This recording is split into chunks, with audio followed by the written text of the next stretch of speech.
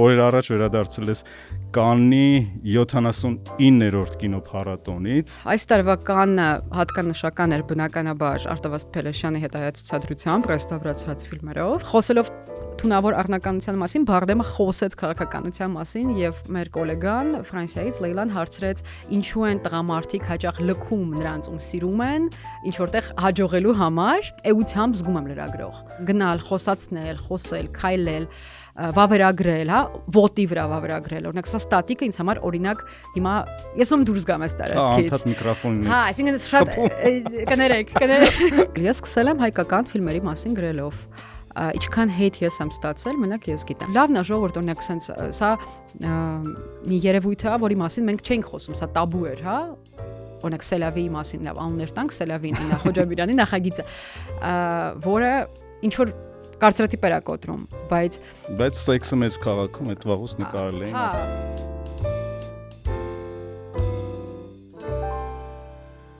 Վերջերս Instagram-ում տպավորեց մի reel, որը սկսվում էր հետևյալ խոսքերով. Get ready with me, Կաննում, Փելեշյան նայելու։ Reel-ի ինֆորմացիոն առիթը Կաննի կինոփառատոնում Արտավազդ Փելեշյանի ֆիլմերի ցուցադրություններ, Reel-ի հեղինակը, կինոլրագրող, կինոքննադատ Դիանա Մարտիրոսյանը, ողջույն Դիանա։ Ողջույն։ Իրականում Get ready with me մասը այնտեղ մի 7 վայրկյան էր, եկեք դա ֆիքսենք։ Դա ուղղակի ավելի շատ հուկ էր։ Դա այո, հուկ էր, խայծեր, որպեսզի մարդիկ գան ինձ հետ Փելեշյան նայելու։ Կխոսենք ամեն ինչից, բայց սկսենք նրանից, օրեր առաջ վերադարձել ես Կաննի 79-րդ կինոփառատոնից եւ կխնդրենք կիսվես թարմ տպավորություններով այս տարվա Կաննից։ Այս տարվա Կաննը հատկանշական էր բնականաբար Արտավազդ Փելեշյանի հետայացուցադրությամբ ռեստավրացված ֆիլմերով, ի տարբերություն նախորդ։ Ես վերջին 3 տարին եմ COVID-ից հետո գնացել, իրար հետևից 24, 25, 26, 24-ը հատկանշական էր Անորայով Շոն Բեյքերի, որտեղ հայկական մասնակցություն կար, անցած տարի չքան հիշում եմ ոչ մի բան տենց մեծ չունեինք հայկական, կային մարդիկ Հայաստանից գնացած, բայց հայկական ներկայություն ֆիլմերում հիմա վախենում եմ, էլի, բա որ ինչ-որ բան մոռացած լինեմ, չէ, կարծես թե ոչինչ չունեինք, ու այս տարի, այո, Cannes Classics, դասական ֆիլմերի բաժնում, որ արտամրցութային ծրագիր է, ֆիլմերի մասին, դոկումենտալ կամ ռեստավրացրած հին դասական ֆիլմեր։ Այդ բաժնում ունեինք Արտավազդ Փելեշյան եւ Արտավազդ Փելեշյան ֆիզիկապես ունեինք բեմում հայերեն խոսացող։ Բացի դրանից, այսինքն բացի հայկական հետքից կինոփառատոնում ինչներ որ տպավորեց, որը դարձնում առանձնահատուկ այս տարվա կինոփառատոնը։ Ըստիս այն մարդիկ, որոնք ապրում են մեր երկրում եւ գտնվում են արևմտյան, հա, ու արևելյան Եվրոպայի եւ եկեք sense ասենք, այսինքն մենք ունենք ազդեցությունը արևմտյան աշխարհի, կինոաշխարհի, բայց մենք ֆիզիկապես ավելի շատ եւ դե ֆակտո հավանաբար արևելյան Եվրոպա ենք, հա, կարելի է այդպես մեզ անվանել։ Ինձ թվում է հետաքրքիր է մեզ համար, որ կա մրցութային ծրագրում Զվիագինցև, որտեղ շատ ծանոթ է եւ հայերը լավ ճանաչում են իր ֆիլմագրությունը, սիրում են։ Կա ռումինական նորալիքի վառ ներկայացուցիչ Կրիստիան Մունջիու, ով արդեն մինչև այս տարի գլխավոր մրցանակի դափնեկիր էր, եւ դրա հետ մեկտեղ իհարկե մեծ միշտ Կաննում կա հոլիվուդյան արևմտյան կինոյի ներկայություն, եւ դու սենց համ մենտալիտետի տեսանկյունից է քեզ հետաքրքիր ինչ-որ թեմաներ, որովհետեւ դու այդ ամեն ինչի մեջ ես, հա, քիչ թե շատ, եւ բնականաբար, չեմ, Դեմի Մուրը եւ ուրիշ աստղեր հոլիվուդյան, որոնք 90-ականներից, հա, եթե մենք միլենիալների մասին ենք խոսում, մեր սերնդի, ոնց որ քո մանկությունից, քո այդ մինչեւ այսօր եկած մարդիկ են եւ դա սովորաբար Կաննում միշտ է լինում, բայց այս տարի ինձ թվում է հետաքրքիր էր մրցութային ծրագիրը, առհասարակ, sense հայացք նետելով ինչ տեղի ունեցավ համարցութային ֆիլմերին, չգիտեմ, կա գլուխգործոց, դա ժամանակը ցույց կտա, կմնա ինչ-որ գլուխգործոց մեզ հետ, հա, 20-30 տարի հետո մենք ասենք, այս ֆիլմը 26 թվականին Կաննում էր, որովհետև երբ Կաննը սկսվեց, Instagram-ում լիքը պոստեր եւ կարծում եմ ոչ միայն Instagram-ում հրապարակումներ հայտնվեցին 10 տարի առաջ ինչ էր, հա, Կաննում։ Մենք կամ 20 տարի առաջ, հա, ինչ էր Կաննում, ու ասենց շեն Paul Thomas Anderson, SN, բայց դա ժամանակը ցույց կտա ինձ թվում է, կգցի իր տեղ էլի, կմնա ինչ որ բան մնայուն էր արդյոք թե ոչ։ Իսկ նո աստղերի տեսանկյունից ինձ թվում է, որ միշտ դրանք փորձում են, միշտ աշխատում են լցնել եւ Կարմիր գորգը եւ մեդիա ֆիդը այսպես ասած, հա, որպեսզի դրա պակասը չունենանք եւ entertain անելը, հա, մարդկանց զվարճացնելը, զբաղեցնելը միշտ լինի։ Խոսելով կինոփառատոններից, կինոլրագրողի համար, չգիտեմ, Կաննի կինոփառատոնը իր կյանքի ամենակարևոր իրադարձություններից մեկն է,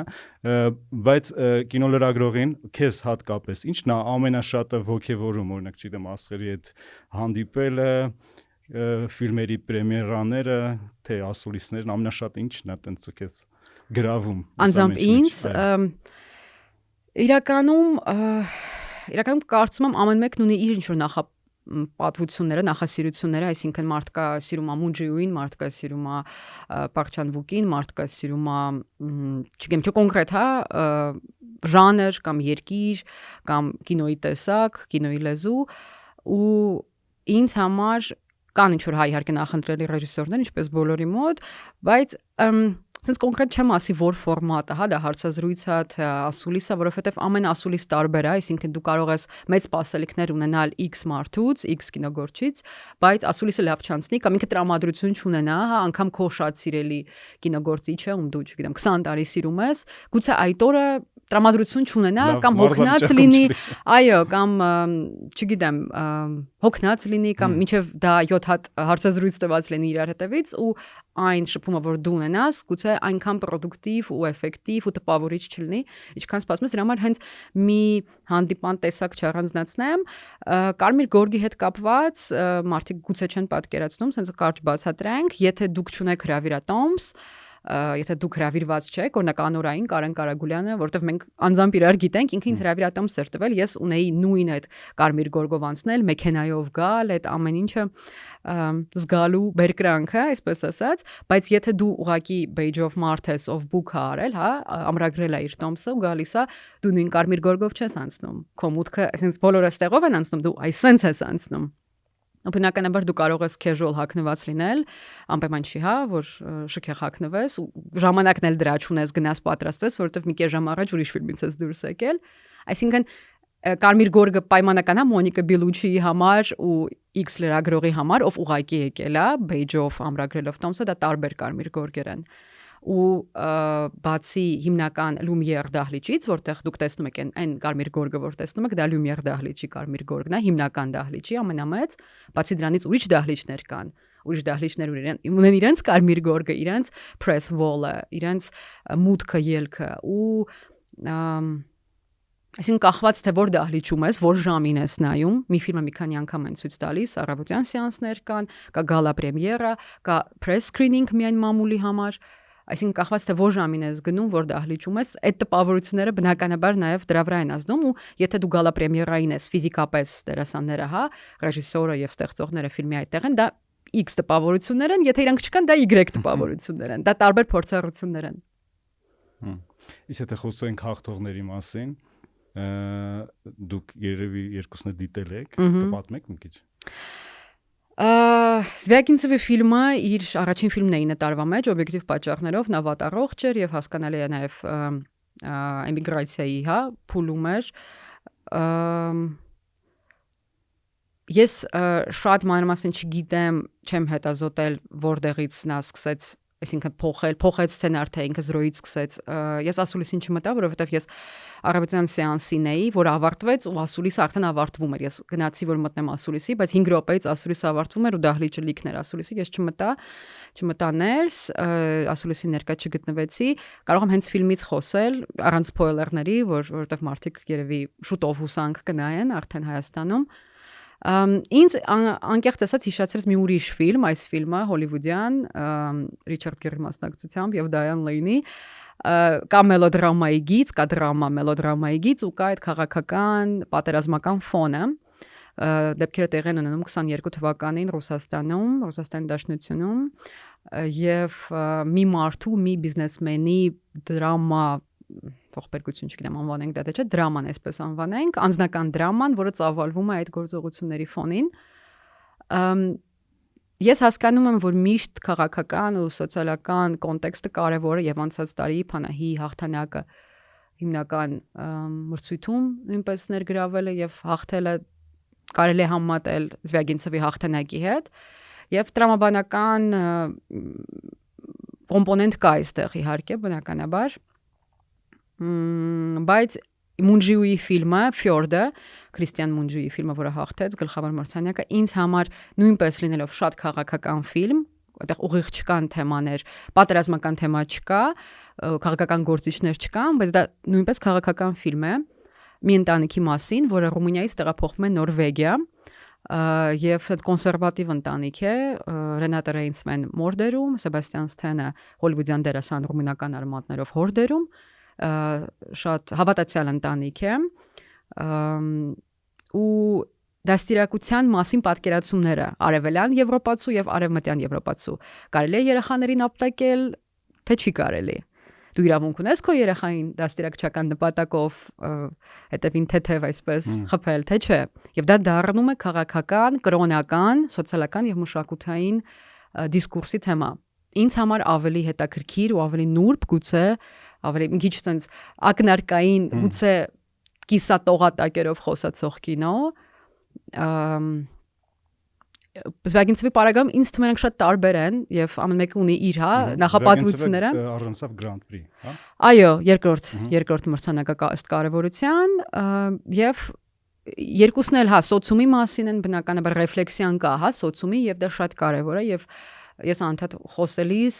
երբ խոսում եմ մեր ռեժիսորների հետ, երիտասարդ մանավանդ ռեժիսորների հետ, ասում խնդրում եմ, էլի միշտ այդ ռեֆլեքսիան միացրեք, էլի ոնց եք դուք զգում, ինչ եք մտածում, ու անպայման չի դուք ինչ որ հստակ, դիրքորոշում ունենաք, դուք կարող եք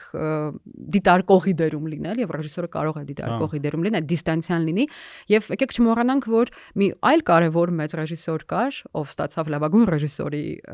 մրցանակը, կոչում այս տարի Պավել Պավլիկովսկին Լեհաստանից, երկրորդ անգամ ստացավ այդ մրցանակը, տարիներ առաջ դա 18-ին Cold War Սառը պատերազմ ֆիլմի համար էր եւ հիմա Fatherland հայրենիք ֆիլմի համար էր, որը էլի քաղաքական է, որը էլի պատմական է, կոնտեքստը աշխարհագրական եւ պատմական եւ քաղաքական կա, Թոմաս Մանի եւ իր աղջկա ուղևորությունը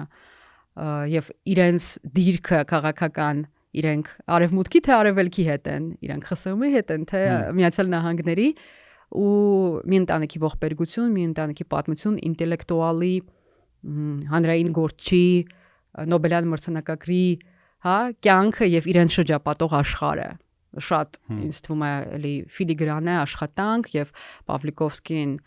բարձրաճաշակ, նրբաճաշակ այդ բառերը ես հաճախ չեմ ասում, բայց իր պարագայում կարծում շատ արդարացված է, նրբաճաշակ ռեժիսոր է, հետաքրքիր ռեժիսոր է, ով իրեն վերգտել է,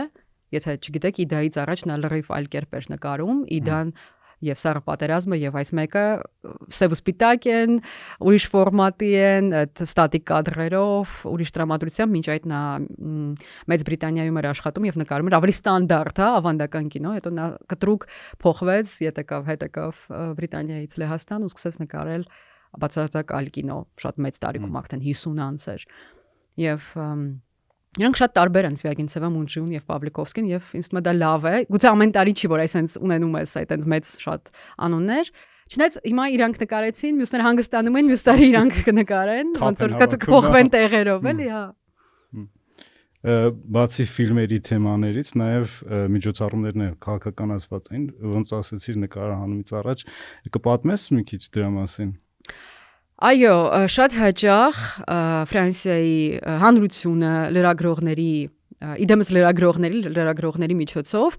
իր բողոքն է հայտնում այս կամ այն քաղաքական ուժի նկատմամբ եւ ես հիշում եմ 17 թվականին, երբ իմ առաջին կանն էր եւ ես ոչ մի բան դեռ չէի հասկանում էի շատ մոտավորապես, գրեթե չէի հասկանում, ես նստած նայում էի ֆիլմեր ու բնականաբար մինչև ֆիլմը սկսվել է լոգոներն ենք տեսնում, հա, այն production-ների, այն կազմակերպությունների, որոնք ստեղծել են այդ ֆիլմերը։ Ու Netflix-ի ժամանակ բոլորը սուլում էին ու ինչ-որ ֆրանսերեն բառեր էին ասում, ես էլ ֆրանսերեն չգիտեմ, հիմա ինչ-որ բաներ հասկանում եմ, բայց ամեն դեպքում որ նստած այս դահլիճում մարդիկ գոռում են ու դա շատ անսովոր է հայաստանցու համար, հայի համար, հա, մեզ մոտ նման մշակույթ չկա, գրեթե երևի շատ sense մատների վրա կարող ենք հաշվել, հա, նման դեպքեր Հայաստանում տեղի ունեցած ու հարցը այն է, երբ լրագրողները, մեդիան ինչ որ եւ առասարակա քաղաքացիները Ֆրանսիա ինչ որ բանի հետ համաձայն չեն, համերաշխ չեն, ուզում են բողոք հայտնել, իրենք կարող են սուլել եւ ֆիլմից առաջ եւ ֆիլմից հետո եւ այդ լոգոների ժամանակ եւ Canal Plus-ը, որը շատ հայտնի կազմակերպություն է եւ մտնում է Vivendi գրուպի մեջ, տարիներ շարունակ բաժնետոմսերը գնվել են աչակողմյան Վենսան Բոլորեի կողմից, ով հիմա իր ազդեցությունն է ունենում այդ ամենի վրա եւ մարդիկ չեն ուզում, որ մի մարդ իր այսպես ասենք, հա, կոնսերվատիվ աչակողմյան հայացքներով ազդի մեդիա պրոդուկտների, մեդիա կոնտենտի եւ կինոարտադրության վրա եւ հենց Canal Plus-ի լոգոն էր հայտնվում, դա բողոք էր ոչ թե հենց Canal Plus-ին, այլ իրեն եւ որ իրենք փորձում են ճնշում գործադրել եւ ազդել կինոարտադրության վրա եւ ինձ թվում է դա շատ գովելի է։ Չգիտեմ ինչ կլինի հետո Բոլորեի եւ Canal Plus-ի հետ, բայց ամեն դեպքում ուրախալի է, որ կարող են ծափ տալ մյուս լոգոների ժամանակ եւ հենց Canal Plus-ը հայտնվի, մարդիկ ցույց են տալիս, որ մենք չենք ուզում դու ազդես Canal Plus-ի վրա եւ այն ֆիլմերի, որոնք այդտեղ արտադրվում են։ Դիանա, կպատմես մեզ ոլորտից հեռու մարդկանց ոնց կարող է օրինակ Հայաստանում միջին վիճակագրական լրագրողը, կինո լրագրողը հայտնվել Կանի նման մեծ կինոփառատոնում։ Ինչ տարբերակներ ունի։ Ասեմ, որ անպայման չլինել կինո լրագրող։ Կանը ծրագիր ունի, մինչև 28 թե 29 տարեկան պետք է կայքում նայել, կան ունի մի հատ այսպիսի badge, դա գիտենք, որ badge-երը տարբեր են, այդ ակրեդիտացիա կոչված, հա, այդ կովզին կախված Badge-ը տարբեր կարող է լինել market, այսինքն եթե դու կինոգործիչ ես, գնում ես շուկան, market-ը, ուսումնասիրելու կամ ֆիլմ վաճառելու, կամ դիստրիբյուցիայով զբաղվելու, կամ համարտադրող գտնելու, դու կարող ես վճարել market-ի ակրեդիտացիայի համար եւ ունենալ դա։ Եթե դու ռեժիսոր ես, դերասան ես, պրոդյուսեր ես բնականաբար, ավելի շատ պրոդյուսերների համար է, բայց մինչև 28-29 տարեկան ցանկացած ոք կարող է դիմել 3 օր կանում, այսպիսի ծրագիր կա։ Այդ ծրագրին մասնակցելու համար իմ քույրը օրինակ տարիներ առաջ դիմել էր եւ գնացել էր, քեզ 3 օրով տալիս են badge։ Դու կարող ես 3 օրով կինոփառատոնը տեղի ունենում 12 օր, դու 3 օր կարող ես ունենալ badge, ամրագրումներ անել եւ գնալ ֆիլմերի, այսինքն անպայման չի կինոլրագրող լինես։ Լրագրողի պարագայում press badge-ը ստանում, press-այի badge, press-այի ներկայացուցիչ ես, պետք է ապացուցես, որ աշխատում ես, որ կլուսաբանես կինոփառատոնը, բայց այդ ամենը բնականաբար քո հաշվին է, ինչպես մարքեթի պարագայում, ինչպես մյուս։ Այսինքն եթե դու գնում ես իրենց հաշվին, դու պետք է ֆիլմ ունենաս։ Կամ ժյուրի լինես։ Ցանկացած կինոփառատոն, կապ չունի Կանն, Բերլին, Վենետիկ, Ոսկեծիրան, քեզ հրավիրում են, եթե դու ինչ-որ գործ ունես անելու։ Իսկ եթե դու գալիս ես քո կամոք, այսինքն ինքնակամ, բնականաբար ամեն ինչ քո հաշվին է։ Դա նշանակում է ամրագրել տուն ամիսներ առաջ, իսկ Կաննը փոքր է, իսկ Կաննը թանկ է։ Եթե դու պատրաստ ես այդ հազարավոր դոլարները տալ, իհարկե ցանկացած մարդ, ով ունի հնարավորություն, շատ բիզնեսմեններ, չէ, գնում են իրանց յախտաներով կամ չգիտեմ, ինչ որ վիլաներում մնում են, որովհետև իրանք ունեն հնարավորությունը, իրանք ունեն կապեր, ու իրանք չեմ կարծում գնում են ավելի շատ կինոյի համար, ինձ թվում է գնում են խնջույքների համար, որ գնան ինչ որ, որովհետև զուգահեռ, հա, ինչքան խնջույքներ, party-ներ են, after party-ներ են տեղի ունենում, ինչ որ բրենդեր իրենց միջոցառումներն են կազմակերպում, այսինքն լրագրողի գնացածը մի բան է, ինչ որ մագնատի գնացածը մի բան է, աստղի գնացածը մի բան է, ու այնքան միջոցառումներ են տեղի ունենում, որ անպայման չգնաս կինոյի համար, դա ցավոք այդպես է, մարդկա գնում է, չգիտեմ, fashion-ի համար, հա, ինչ որ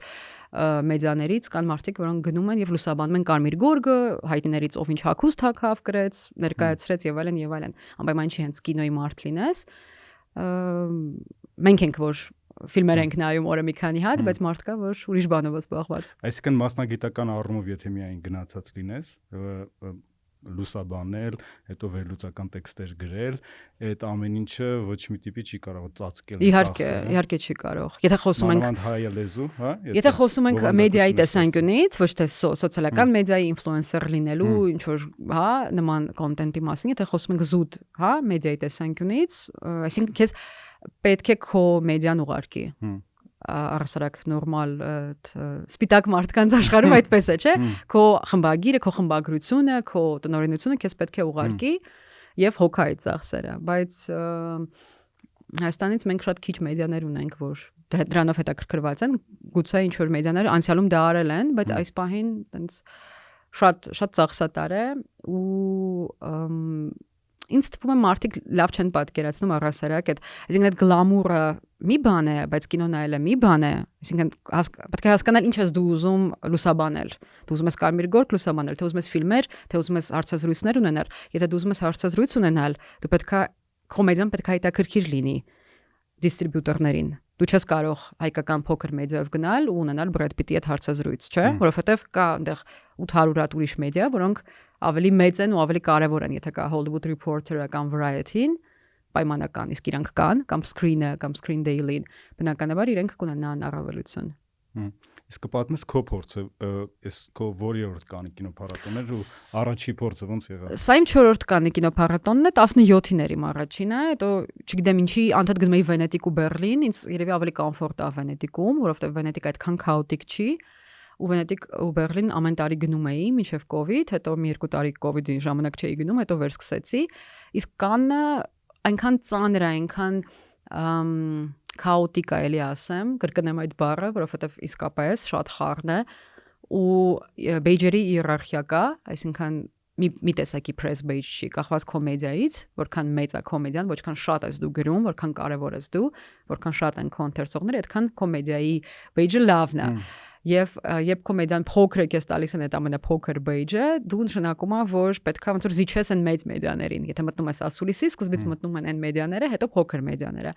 Ու դա բնականաբար ֆրուստրատիվ է։ Այսինքն դու կարող ես ինչ-որ միտեղ սպասել, հերթում ու չմտնել։ Իմ մոտ 17-ին եղել է մի քանի անգամ տենց բան։ Իսկ Բերլինը օրինակ այդպեսին չի, ինքը ասում է բոլորը հավասար են։ Ու ավելի ոնց որ դեմոկրատ ոնց որ ավելի լինի, ու ավելի հեշտ է։ Բնականաբար այդքան գլամուր չի, այդքան սնդուսափայլ չի, ինչքան Կանն է, բայց դու գիտես, որ դու կմտնես, դու հավասար ես մյուսների հետ, ու դա ավելի կոմֆորտ է։ Իսկ այն product այն բովանդակությունը, որը ստեղծում եք փառատոնների ընթացքում եւ փառատոնից հետո փառատոնի մասին հայալեզու հետաքրքիր է մեզ մոտ։ Կամ ում է հետաքրքիր։ Վաճառվում է թե չէ։ Ես վերջին տարիներին գրում եմ Regional Post-ի համար անգլալեզու,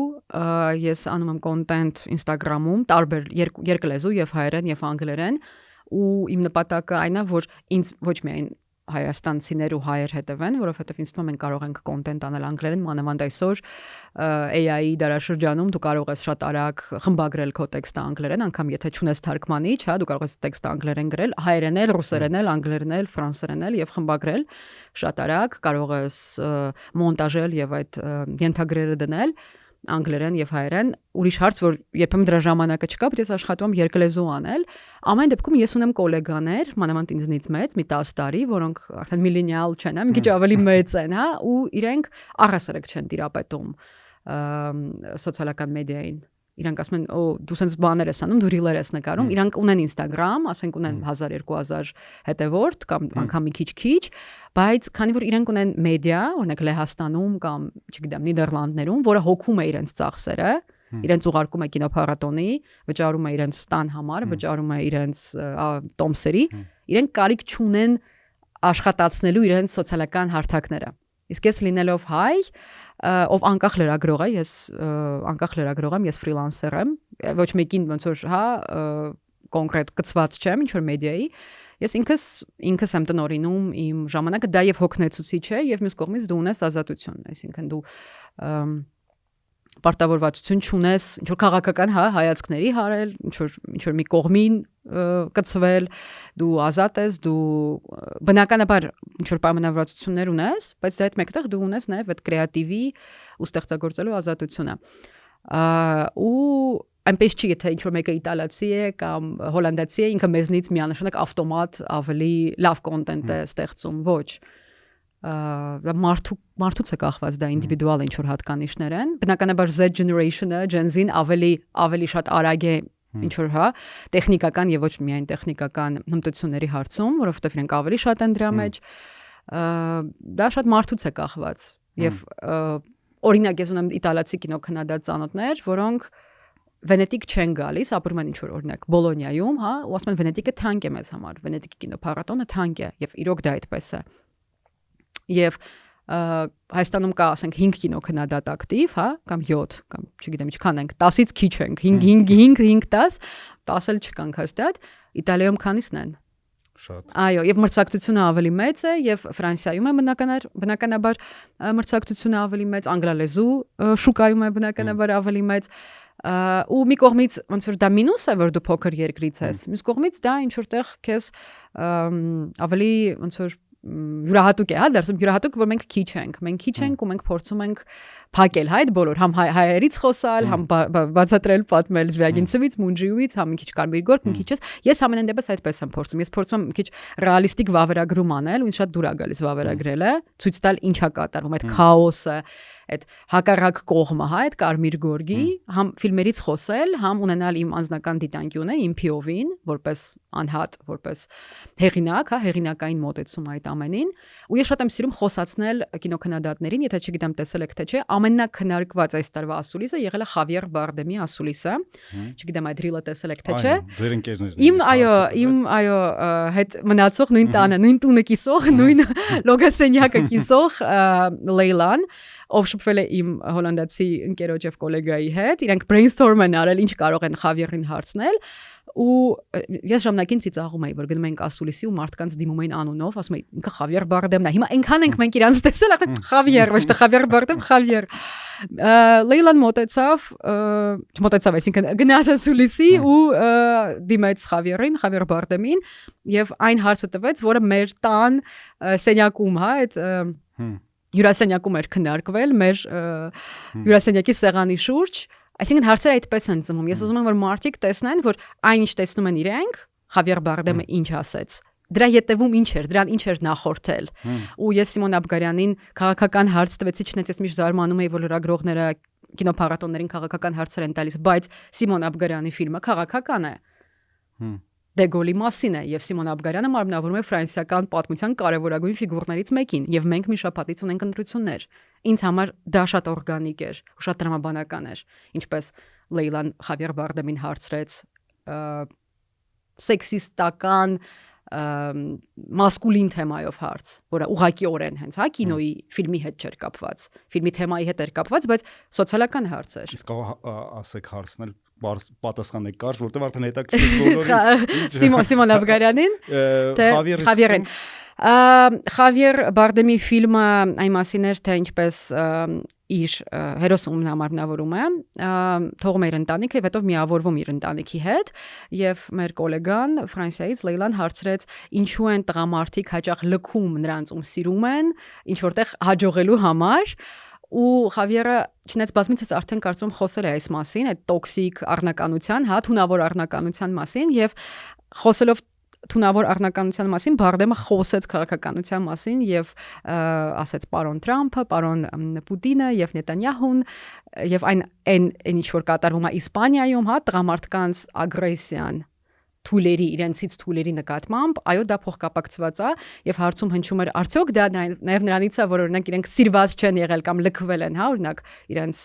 ընտանիքում, հա, իրենց հոր կողմից, ինչպես ֆիլմում Բարդեմի,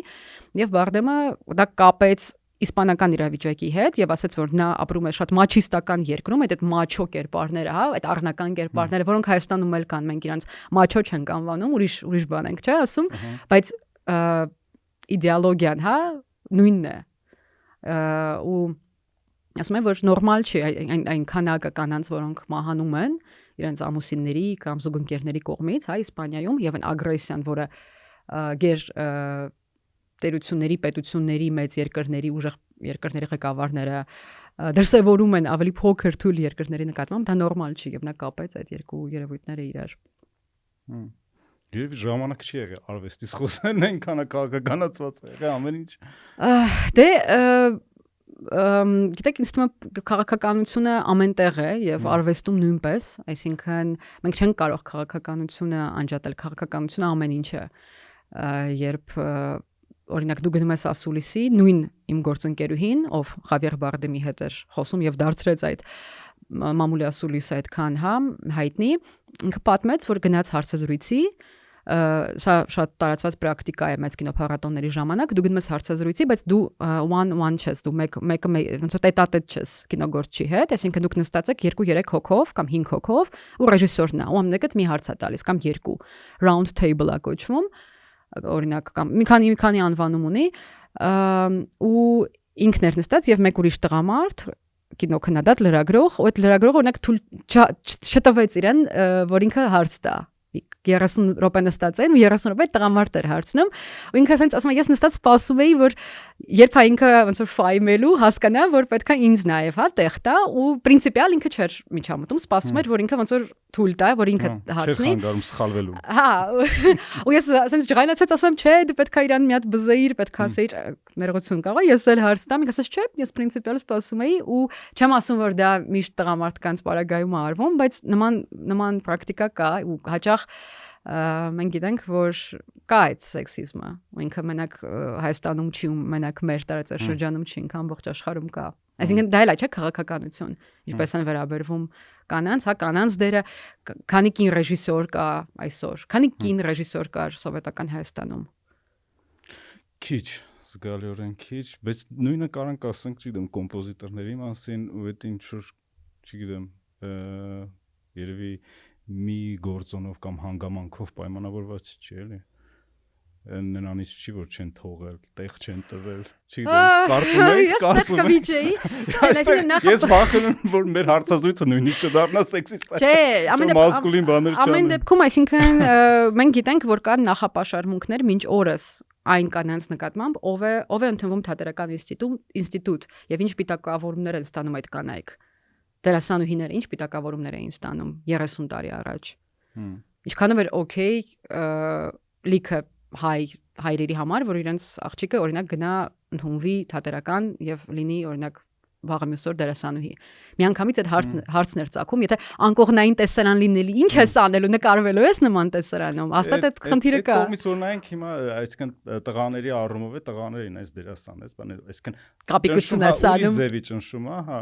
չգիտեմ էլի այդ երևի կախված է ինչ բանով ամեն մեկս ինչ պրիզմայով ենք նայում այս հարցին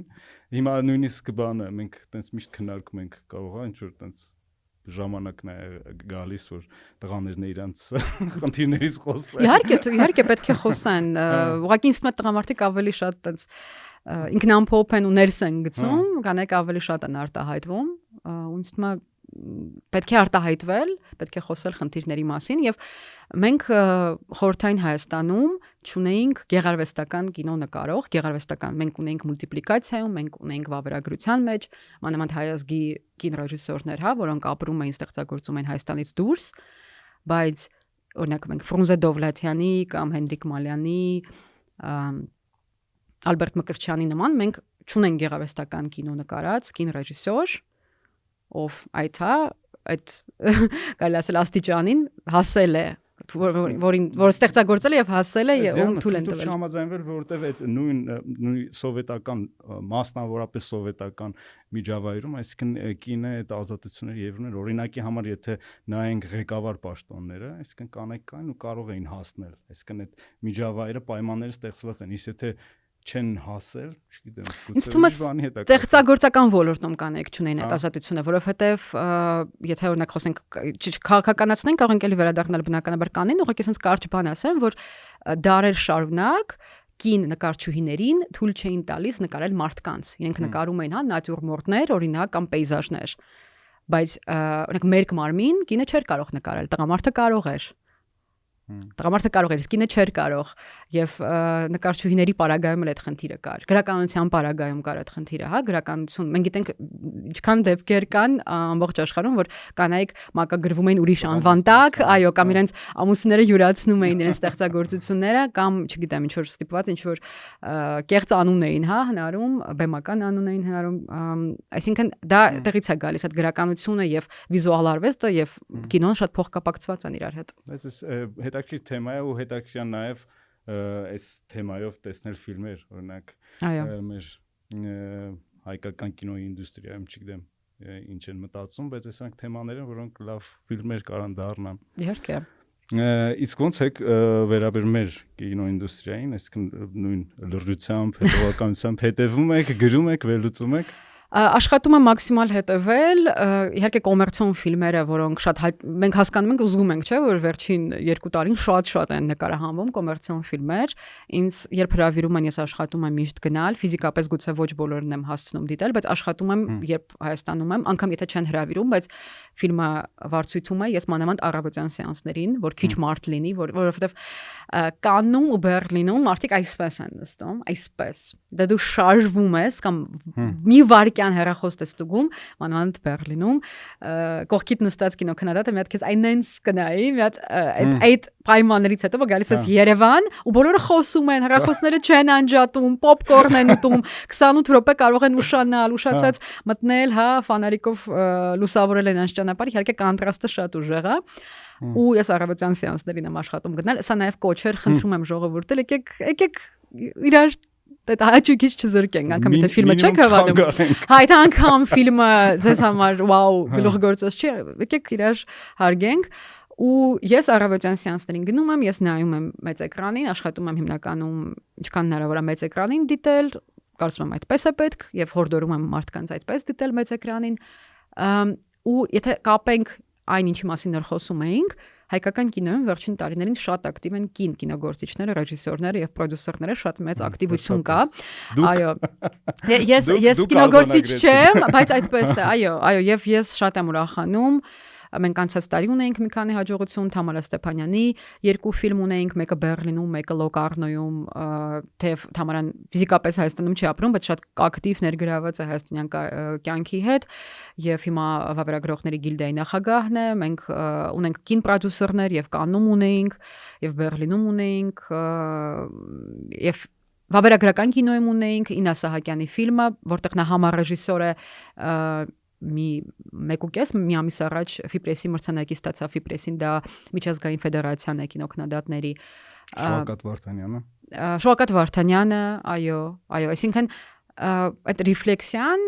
սոցիումին եւ ինչ է կատարվում եւ համարտադրություն կլինի ինչպես Թամարայի պարագայում կամ միայն հայկական, հա, միջոցներով նկարված ֆիլմ, իսկ մենք ակտիվ ենք, մենք անսիում ենք ունենալու հիմա, ինչքան գիտեմ, Արմինե Հովհաննիսյանի ֆիլմը կարճամետրաժ Անսին դա անիմացիայի կանն է Անսի քաղաքում Ֆրանսիայի, դա ամենակարևոր Եվրոպայի անիմացիոն կինոփառատոնն է, որը հունիսին է։ Անցած տարի ունեինք Անսիում ֆիլմ Զակ Դեմիրճյանի Օցիապուրը կարճամետրաժ անիմացիոն հայկական ֆիլմ։ Այսինքն, իմիջիայլոց Անսիում մենք ունենալու ենք հունիսին հայկական խորհրդային հայկական ֆիլմերի ռետրոսպեկտիվ ցուցադրություն։ Ես անցած տարի Լեհաստանում անիմատոր կինոփառատոնում, որը փոքր կինոփառատոն է, բայց էլի կարևոր անիմացիոն կինոփառատոն է, Սահակյանցի ռետրոսպեկտիվայի կազմակերպել, որտեղ իր 75-ամյակն էր, ես ցույց էի տվել իր ֆիլմերը լեհ գոլեգաներին, իրենք տպավորված էին շատ, մենք Սահակյանցի ռետրոսպեկտիվ արեցինք, այսինքն այդ ռետրոսպեկտիվներն են շատ կարևոր, հանրահռչակել կինոն, որովհետև կներեք, բայց եվրոպացին չգիտի ով է Սահակյանցը։ Շատ հաճախ ես գիտեմ բազմաթիվ մարդկանց, որոնք ոչ թե կինոքննադատ են, այլ լրագրող, ու իրենք չգիտեն ով է Փելեշյանը։ Փելեշյանին գիտեն ցենց ինտելեկտուալ, ավելի խորացած, կինոդպրոց անցած մարդիկ, որոնք կինոյի մեջ են հենց, բայց եթե ինքը ուղղակի լրագրող է, ով գրում է ավելի ընդհանուր տեքստեր, ինքը կարող է շատ հանգիստ չիմանալ Փելեշյանին ու Փարաջանովին։ Շատ են խոսում, որ չկա նորմալ մշակութային լրագրություն, կինոլրագրություն, քննադատական տեքստեր, դա ինչի է դա կապված կարող է, դրա պահանջարկը չկա կամ նախ չկա գումար։ Մարդիկ իդեմս ինձ, ես կարող եմ խոսել եւ ոչ միայն ինձ, ստանում են շատ չնչին գումարներ։ Այսինքն, եթե դու գրում ես երկար տեքստ, բարդ, մանրակրկիտ, խորը, դու կարող ես շաբաթներ ծախսել այդ ամենի վրա։ Շատ հաճախ, իսկ գուցե անգամ ավելի երկար։ Նայած տեքստից, նայած հետազոտությունից, նայած ինչ հետազոտություն ես անում։ Ես 2019 թվականին Վենետիկում հարցազրույց արեցի Ատոմ Էգոյանի հետ։ The Guest of Honor ֆիլմներ նկարել մրցութային ծրագրում էր։ Օրինակ Ջոկերի հետ էր նույն մրցութային ծրագրում։ Մասշտաբը հասկանում եք, չէ՞։ Ես չէի կարողանում վաճառել այդ հարցազրույցը։ Ուղևորություն, հա, դեպի Վենետիկ, քո այդ գործուղումը դեպի Վենետիկ, ինչքան արժի։ Գնալ Վենետիկում ապրել 10 օր, ծախսել այդ ժամանակ դեռ մենք low cost-եր չունեինք Վենետիկ։ Դա ինչ որ գումար է, չէ՞։ Պայմանական 2000 եվրո։ Դու պետքա չէ, ինչ որ չեմ ասում 2000 եվրո արժեն այդ հարցազրույցը, բայց պետքա չէ գնահատվի, որ դու գնացել հասել ես Վենետիկ, բռնացրել ես Էգոյանին, դա էլ է, չէ, աշխատանք, այդ մոդերացիա, ադմինիստրատիվ աշխատանքը գնալ հասնել, պայմանավորվել իր հետ, հարցազրույց անել, նորմալ հարցազրույց անել, ֆիլմ նայել, ասուլիսին գնալ, դա ռեսուրս է, չէ, քեզնից պահանջում։ Ու դու ասում ես ժողովուրդ հայազգի ռեժիսոր, ում դուք այդքան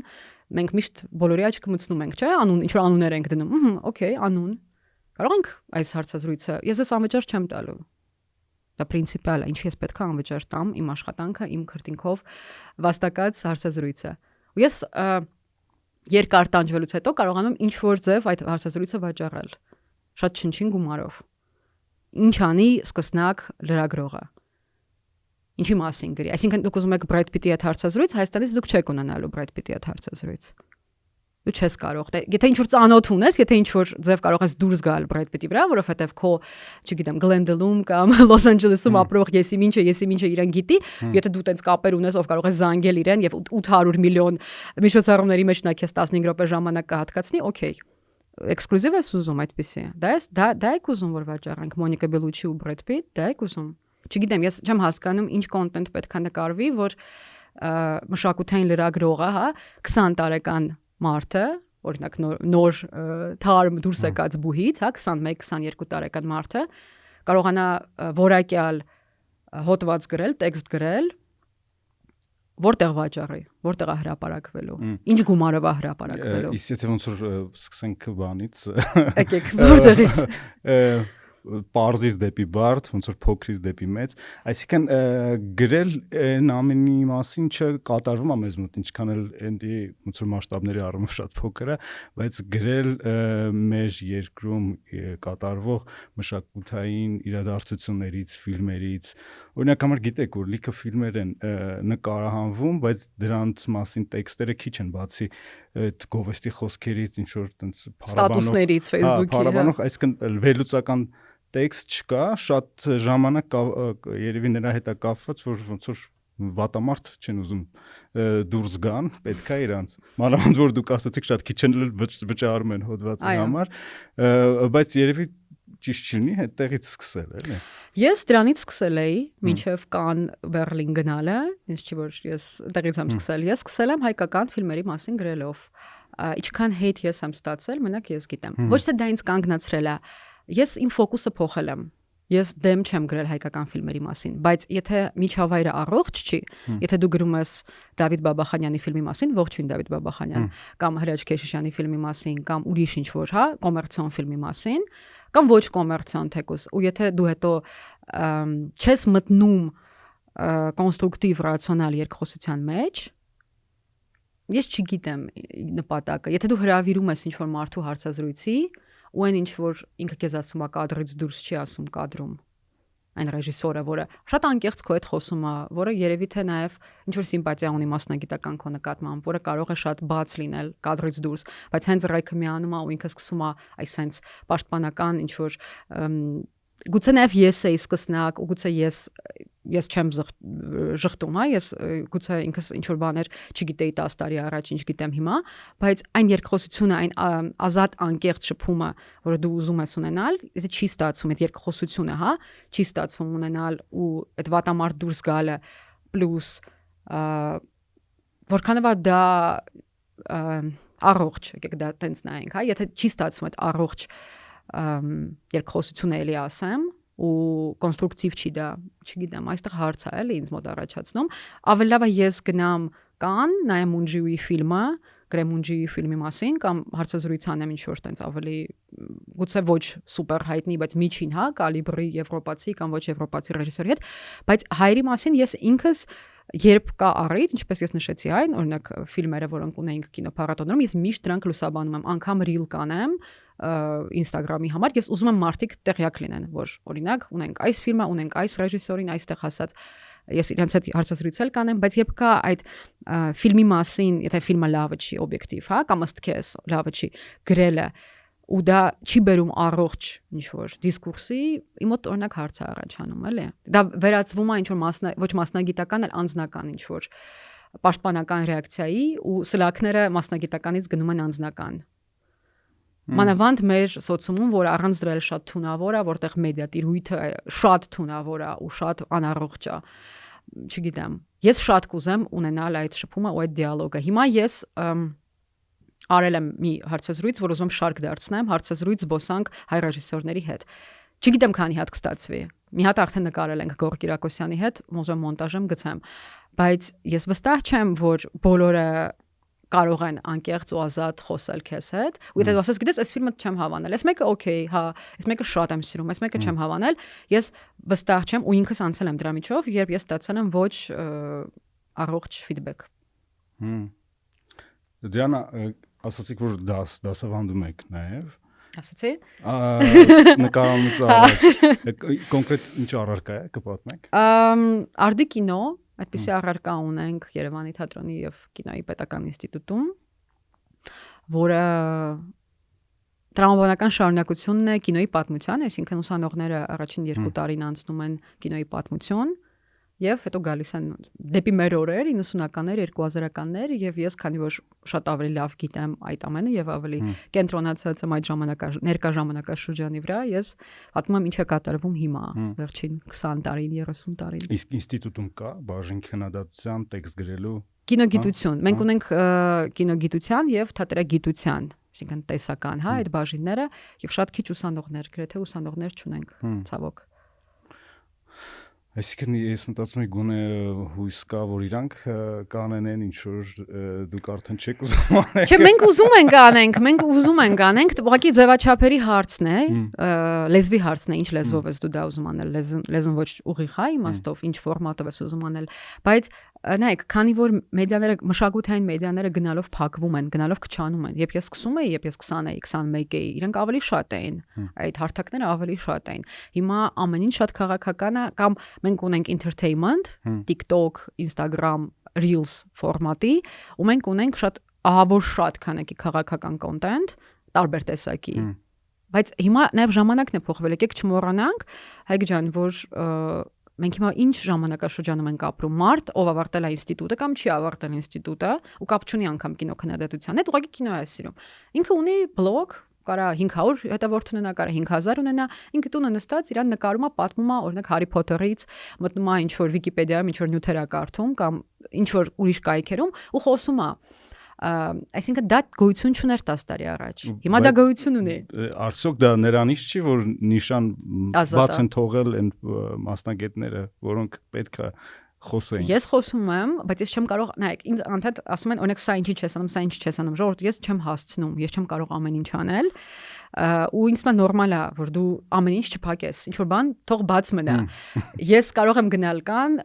կանից պատմել ինչ որ բան, ինչ որ մարդ տունը նստած է, որ ով չի գնում կան, հա, ինքը իր սենյակում նստած կարող է ինչ որ կոնտենտ նկարել։ Հիմա բոլորը կարող են կոնտենտ նկարել։ Կոնտենտը տարբեր է, մեկին սա դուր կգա, մեկին նա այս մեկը դուր կգա։ Ու դա մենակ Հայաստանում չի, ամբողջ աշխարհում է դա այդպես։ Հիմա եւ Միացյալ Նահանգներում եւ անգլալեզու եւ իսպանալեզու ինձ անթեթ այդ կոնտենտը բերում է տարբեր երկրներից, մանավանդ որ կաննում էի, մարդիկ նկարում են այդ վլոգային ֆորմատը կլինի, դա կլինի, չգիտեմ, նայեք ոնց եմ ես տանջվում 8 ժամ հերթի մեջ եմ կանգնում, բան։ Այսինքն այդ մոտեցումը նույն իրադարձության կարող է շատ տարբեր լինել այդ դիտանկյունները եւ ես ունեմ հարցազրույցներ, ես ունեմ կոնտենտ անգամ 2 րոպեանոց, որ մարդիկ չեն նայում, 2 րոպեանոց հոլովակ անգամ չեն նայում։ Ուզում են 20 վայրկյան լինի, 15 վայրկյան լինի։ Ես ունեմ շատ հետաքրքիր մարդկանց հետ նկարած անկեղծ շատ կարևոր մարդկանց հետ նկարած կոնտենտ 2-3 րոպեանոց գուցե ես դա լավ չեմ մոնտաժել ես չեմ ասում որ ես միշտ լավ եմ մոնտաժում ես ինձնից էլ եմ դժգոհ շատ հաճախ բայց հասկացեք որ սա one man show է դու համ մոնտաժում ես դու համ նկարում ես դու համ կադրում ես դա չգիտեմ copy-ով-ին է ու մենք հիմա այդ դարաշրջանում ենք ապրում այդ առումով դուք լավ օրինակ եք ինչպես կարելի է երկար վերլուծական տեքստերին զուգահեռ նաև անել կարճ ռիլեր, հանրամատչելի, թեթև, հումորով, հավեսով։ Իսկ բանի առումով հետևելու հետաքրքիր որ խմբագրությունում երբ որ ասում եմ ում հետ եմ պատրաստվում հարցազրույցանել, մեծ մասը հետևում էր ձեզ Instagram-ում, նույնիսկ այն մարդիկ որ շատ տարված չեն կինոյով, հա, այդ առումով լավ օրինակ է, երբ որ կարողանում ես համադրել այդ լուրջ ու բարդ երկար կոնտենտը թեթև կոնտենտի հետ։ Իսկ երբ եղավ այդ ընկալումը, որ պետքա դուք էլ մտնեք Instagram, նկարեք ռիլեր։ Ես լրագրող եմ, ես ավարտել եմ լրագրության ֆակուլտետը։ Ես սովորել եմ լրագրության ֆակուլտետում, հետո գնացել եմ կինոգիտություն, մագիստրատուրա։ Ես ամբողջ կյանքս 6 տարեկանից տարված եմ եղել մեդիայով։ Ամբողջ կյանքս ես ինձ էությամբ զգում եմ լրագրող։ Դա միայն ֆակուլտետ ավարտելով չի։ Եվ ես սիրում եմ խոսել, ես սիրում եմ մարդկանց, ինձ հետաքրքիր են մարդիկ, ինձ հետաքրքիր է մարդկանց վերլուծել։ Ես անգամ մտածում եմ սցենարիստ դառնալու մասին, որտեղ գրող մարդը, անալիզանող մարդը, հեղինակը շատ հեռու չի։ Ազգուշ շարժում։ Այո, ես մտածում էի սցենարական ֆակուլտետի մասին, բայց ես հասկանում եմ, որ այդ սցենարները դու չես կարող գրել ու գցել դարակը, պետք է ինչ-որ բան դառնան։ Ու քանի որ ես լրագրող եմ ու ես սիրում եմ, հետաքրքրված եմ ամեն ինչով ինձ շրջապատում է, ինձ շրջապատում է ներողություն կինոգիտությունն էլ էր տրամաբանական շարունակություն, հա, լրագրության, որ դու խորանաս, դու գիտելիքներ ունենաս կինոյի մասին, հա, խորքային ու փորձես կինոն վերլուծել։ Ես ինձ չեմ համարում կինոգետ, ես չեմ կարծում, չգիտեմ, դա ժամանակը ցույց կտա, բայց չեմ կարծում ես նստելու եմ երկար մեծ ծավալուն գրքեր գրեմ։ Դա տեսակի հարց է։ Ես ունեմ ընկերներ, որոնք ինձ հետ են սովորել, Արտուր Վարդիկյանը, Ոսկե Ծիրանի թերթի մեր օրաթերթի խմբագիրը, ինքը օրինակ սիրում է թարգմանչական աշխատանք, խմբագրական աշխատանք։ Ինքը իր խառնվածքով այդպիսի մարդ է։ Ես իմ խառնվածքով ավելի ակտիվ մարդ եմ, ավելի գուցե էքստրովերտ եմ,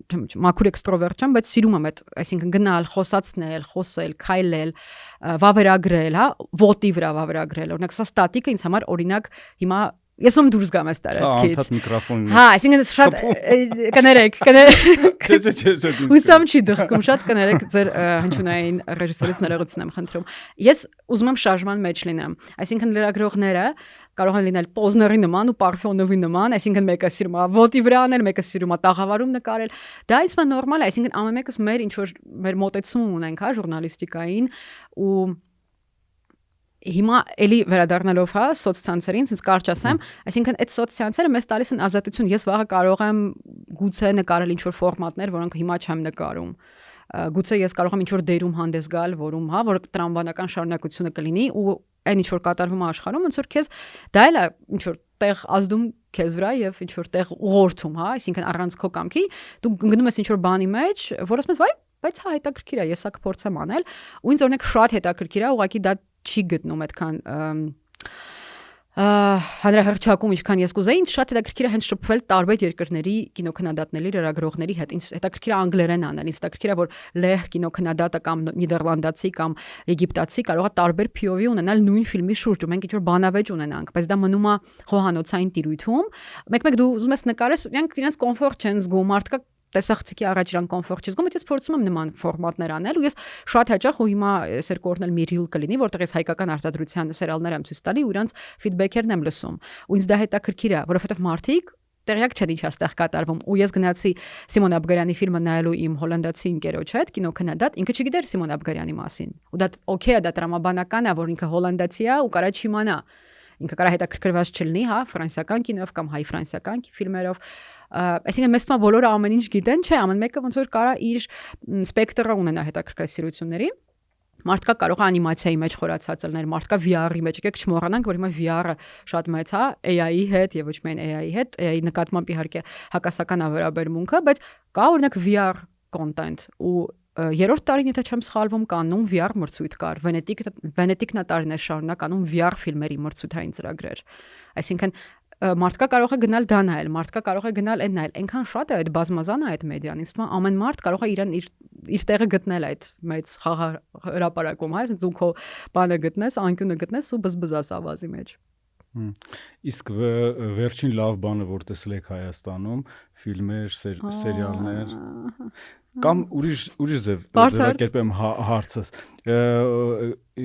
հույս կա, որ ինչ որ շրջանում կունենանք լավ կինո, այսինքն զարգանում է, բայց դանդաղ, թե ժամանակը ի վնաս մեզ է ավելի խորանալու, եթե այսպես շարունակվի։ Չէ, զարգանում է, միանշանակ զարգանում է, որովհետեւ բարդ է, դժվար է, որովհետեւ լավ կինոն պետք է հասկանանք ինչ է, լավ կինոն ում համար, այսինքն լավ կինոն ներքին օգտագործման համար, թե այնքան լավ է, որ վաղը կմրցի ռումինականի, ֆրանսիականի, իտալականի հետ։ Լավ կինո ասելով օրինակ, որքանով է լավ է, եթե կարողանա մրցի, դա երևի այդ չափիչն է, որ ինչ որ լավ բան ստացվել է։ Որովհետև մենք ունենք արտադրություն, եկեք անուններ այս բան չտանք, ոչ թե որովհետև վախենում եմ, այլ որովհետև ուղղակի դա շատ տարբեր, հա, պրոյեկտներին կարող ենք տարբեր պրոյեկտների մասին կարող ենք նույնը ասել։ Մենք ունենք պրոյեկտներ, նախագծեր, սերիալներ օրինակ, որոնք ավելի լավն են, քան դրանց նախորդող հայկական սերիալները, բայց արդյոք մենք այդ սերիալները կարող ենք վաճառել միջազգային շուկա եւ միջազգային հանդիսատեսը նայի, ոչ թե դրսում ապրող հայը, այլ պատրաստված HBO-ի վրա մեծացած, հա, չգիտեմ, Netflix նայող, հա, դրսի սպառողը։ Դա է հարցը, այսինքն մենք որ ասում ենք, բայց լավն է ժողովուրդ օրինակ sense սա մի երևույթ է, որի մասին մենք չենք խոսում, սա տաբու էր, հա։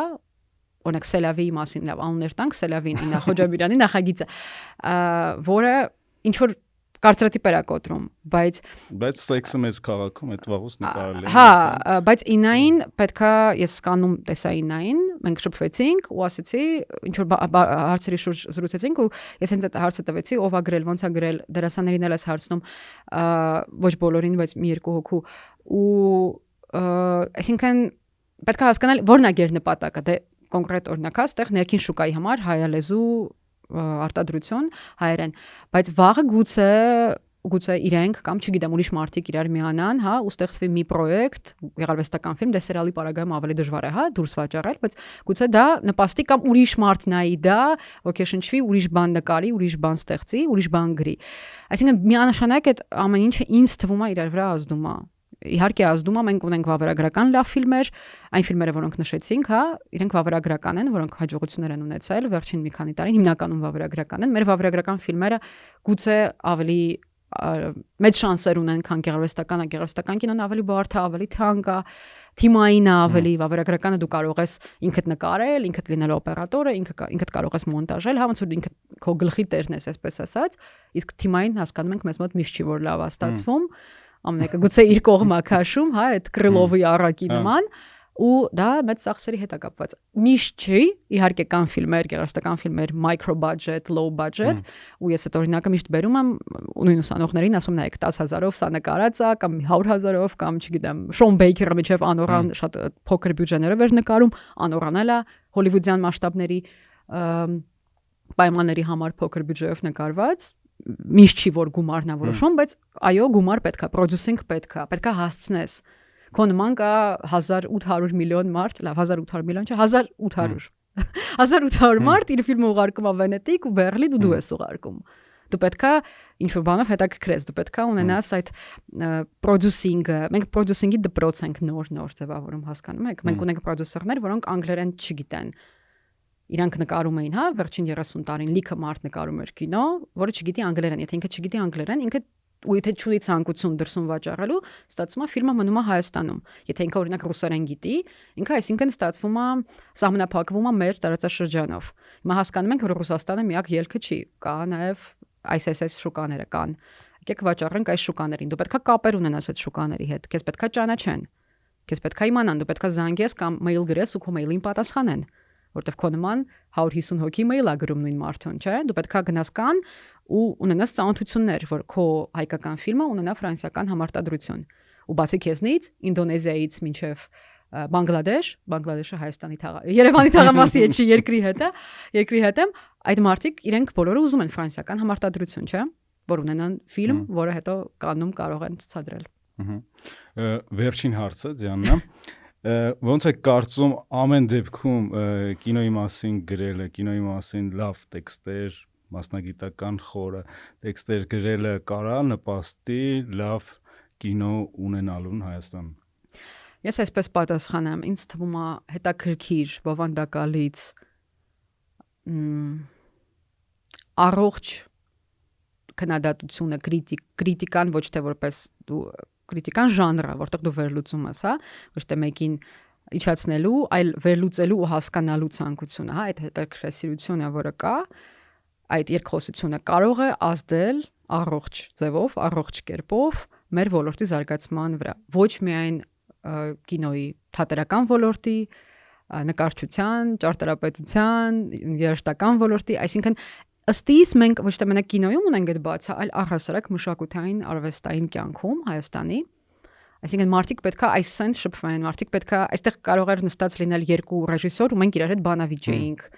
ոչ թե իրար ինչ որ նեղացնելու համար, այլ ինչ որ հա ճշմարտություն հասկանալու, ինչ որ մի կետի գալու, ինչ որ ուղի գտնելու։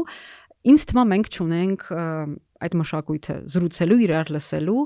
ու գուցե դրանից է որ նաև հա այն մյուս բաները չկան ու բացերը կան։ Դրա համար ես շատ եմ ուզում որ գուցե հենց այդ սոցիալական հարթակները Gen Z-ին ու այն գուցե ինչ որ իմ սերունդը չարեց կամ լավ չարեց կամ քիչ արեց, ինչ որ մենք մամահանում ենք գնում ենք, չէ մենք կանք, բայց այն գալիք սերունդը հա որ հիմա 20 տարեկան է ու ինչ որ բաներում գուցե ավելի ուժեղա քան մենք, ավելի լավ անի։ Գուցե ինքը գտնի այդ երկխոսությունը, որը մենք դժվարությամբ ենք կարողանում կերտել։ Մերսի շատ։ Ես էլ եմ շնորհակալ։